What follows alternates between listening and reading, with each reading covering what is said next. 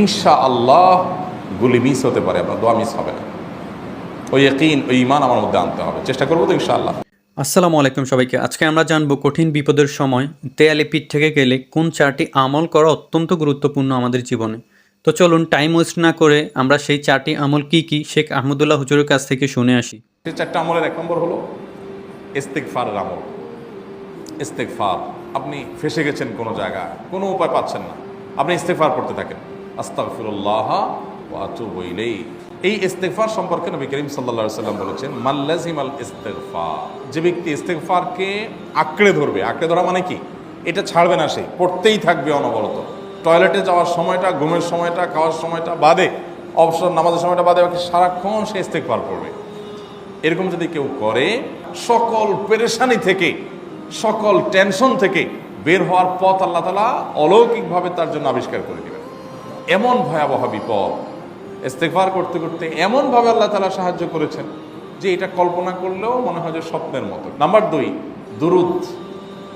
নবী করিম সাল্লাল্লাহু আলাইহি সাল্লামের প্রতি দুরুদ পাঠ করা, এটা যদি আপনি নিয়মিত করতে থাকেন মহব্বতের সাথে, আল্লাহুম্মা সাল্লি আলা মুহাম্মদ ওয়া আলা আলি মুহাম্মদ কামা সাল্লাইতা আলা ইব্রাহিম ওয়া আলা আলি ইব্রাহিম ইন্নাকা হামিদুম মাজিদ, আল্লাহুম্মা বারিক আলা মুহাম্মদ ওয়া আলা আলি মুহাম্মদ কামা বারাকতা আলা ইব্রাহিম ওয়া আলা আলি ইব্রাহিম ইন্নাকা হামিদুম মাজিদ। দুরুদের ক্ষেত্রে নবী করিম সাল্লাল্লাহু আলাইহি সাল্লাম বলেছেন যে এইটা তোমার জন্য যথেষ্ট হয়ে যাবে। তুমি যদি আল্লাহর কাছে আর কোনো দোয়া করতে না পারো, শুধু দুরুদটা পড়ো, তোমার সব পেয়ে যাবে, কিচ্ছু লাগবে না।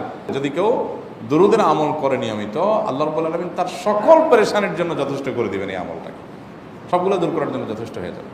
ডিয়ার ভিউয়ার্স, তো আপনারা হুজুরের কাছ থেকে জানলেন কঠিন বিপদের সময়, মুসিবতের সময় যখন আমাদের দেয়ালে পিঠ ঠেকে যায়, তখন কোন কোন আমলগুলো আমাদের করা অত্যন্ত গুরুত্বপূর্ণ। আমরা যদি মনের ভিতর দৃঢ় বিশ্বাস রেখে এই আমলগুলো করি, আল্লাহ তাআলা অবশ্যই আমাদের সাহায্য করবেন, আমাদের পাশে দাঁড়াবেন।